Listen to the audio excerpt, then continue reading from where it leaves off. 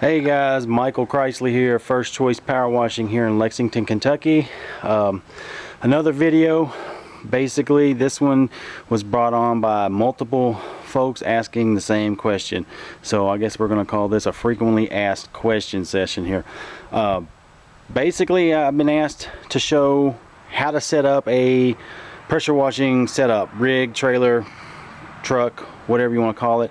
I'm not going to go through every single minute detail on this, because most of you guys, if you're in this business or even thinking about this business, then you're somewhat mechanically inclined for the most part and can figure a lot of those other small things out. May go into detail later in some other videos, but right now I've just got everything laying here loose, not place where it's going to go eventually, those kind of things. But while it is here loose and there's enough room and we can see some things, and I'll be able to basically, it's just going to be easier for me to show you this way. I've got a pressure washer here. It's not the one that's going on this truck, but it's the one light enough for me to actually pick up and put on here without any help. Right now I'm here by myself.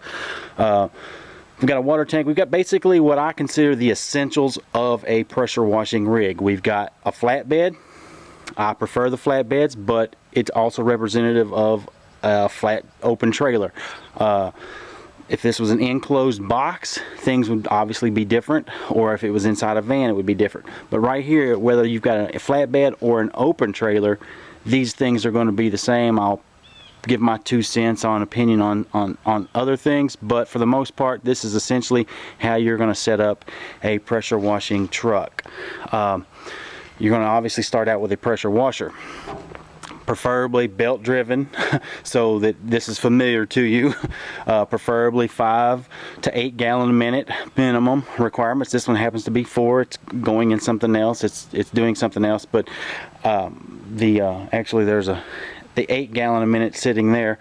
I don't feel like breaking my back today to bring that up here, but all these pressure washers have something in common, at least commercial. Now if you're watching this and all you've got is one of these Home Depot things, just stop the video now, go see Bob at Pressure Tech, order a real pressure washer. But basically they're going to have the same components. You're going to have engine, fuel, exhaust. These all these things, exhaust, all of these things are going to matter in how you lay out your trailer.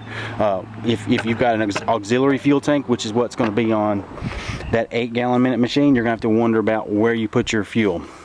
And because these bigger machines have a fuel pump, it's not going to really matter so much, because it's going to pump its own fuel in.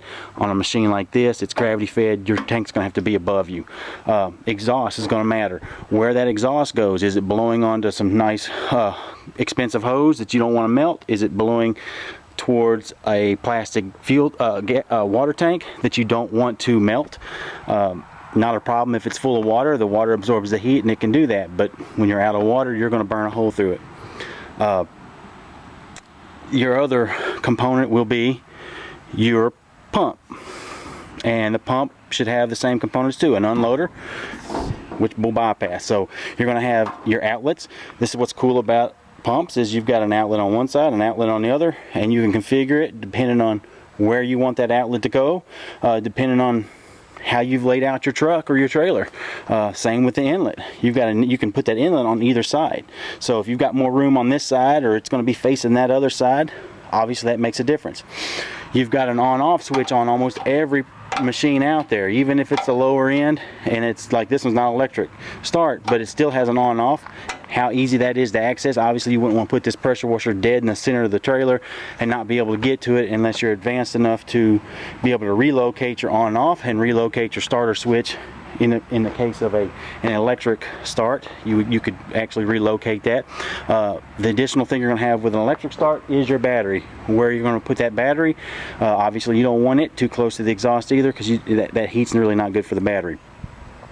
In the case of one of these with the pull start, a lot of people don't know this, but you can actually remove these bolts, turn this around, bring it down here, so you can be pulling from this side or you can pull from this side. So it'll help you with some of your ergonomics on where you're going to put that machine. Obviously you want to try to get the skid kit. I don't know if you know this, but if you've bought one of these and it had wheels, at least the Pressure Pros, the skid kit will actually fit in all the holes. You can remove, here I'll show you this one here. This one's got wheels and a thing on it, but you can actually order the kit, and all those holes will mount for the skid pads.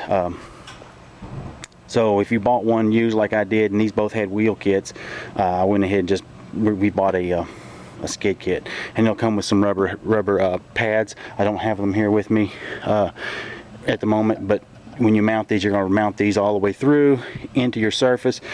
You want a long enough bolt to get through your surface. In this case, it's not very thick, it's a steel surface, so we don't have to have a longer bolt. But if you've got a wood bed and it's got an inch, you obviously are going to go through this, the pad, everything. So you want to look, you make sure you buy the right stuff.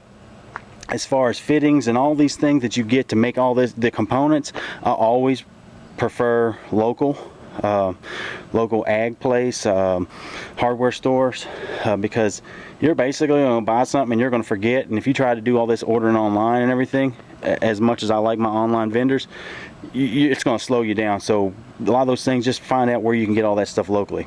Again, back to the pump. You've got to remember things also on where you put your machine will also determine how easy can you get to things like the oil plug to drain the oil out of your pump, to change your pump oil, to change the engine oil. So obviously you want this a little closer, maybe buy a kit, because we actually have those kits on the bigger machines, but it just goes from here. It's a fitting with a hose that comes out where you can drain your oil. Same for the pump. Makes it a lot easier. So you got to think about those things as well. All right, more components of a pressure washing rig. As far as I'm concerned, hose reels are the way to go. Where you place them will have a lot to do with, you know, how much room you have. You know, if this was a trailer, there would obviously be a rail here probably, or a you know, a set of tires with a fender in your way or something. So maybe you couldn't put them right there. Maybe you can stack them on top of each other, get a stacking kit if you're running out of room.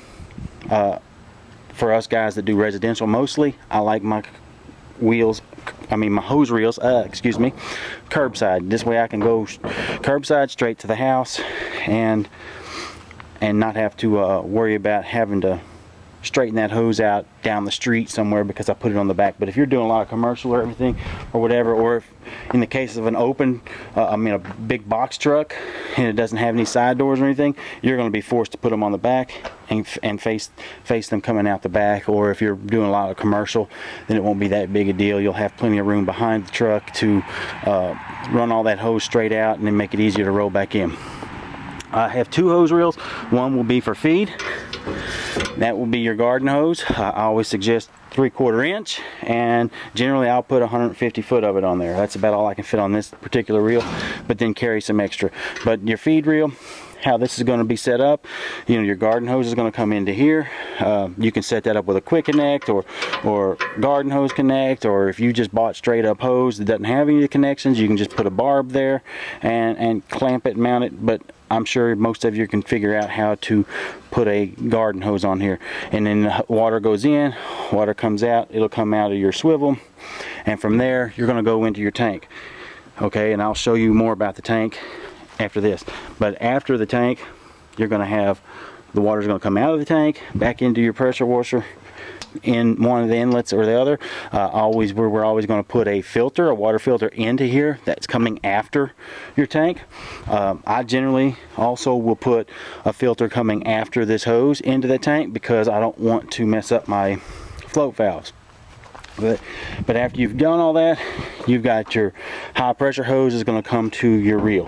This is about usually where I will place a downstream injector. The downstream injector will go right here, and that'll be another thing about where you place some of these things. So can you get your soap solution close to here? Even if you want to pull from a chemical tank and do an optional chemical tank, and you're pulling from it, you still may want to use something you might not use every time. So you might want to have a big enough place to put a 5-gallon bucket or whatever. And obviously where you put everything else is your bypass. Obviously it's going to go back to the tank. That will determine where a lot of this goes. As far as the tank's concerned, as you can see, we've got some bulkheads up here. One of them has a Hudson float valve coming into the system so that you don't overflow. Another one will be your bypass.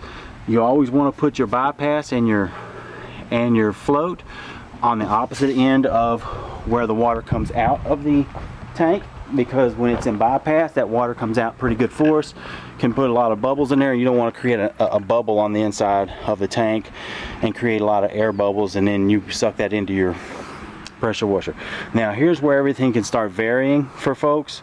Is you may want to put a ball valve in here, or a three-way, and split that water off to go to something else so you can fill a bucket, or make up an elaborate system to pump air in, or antifreeze so you can winterize your machine and whatnot. So there's a lot of variances, but I just kind of wanted to just show you the basics of what you're going to do. You're going to basically, once you've got high pressure hose, garden hose, a reel for each, everything in between those are all going to be fittings, shorter runs of hose to get to here and there. But those are some of the little smaller things to kind of think about when you're setting up a trailer or a truck. Is, you know, a lot of people may not think about where that exhaust is blowing out, or what side your high pressure hose is, and not maybe understanding that you can come from both sides or into both sides of that pump, or that you can actually move how you start it.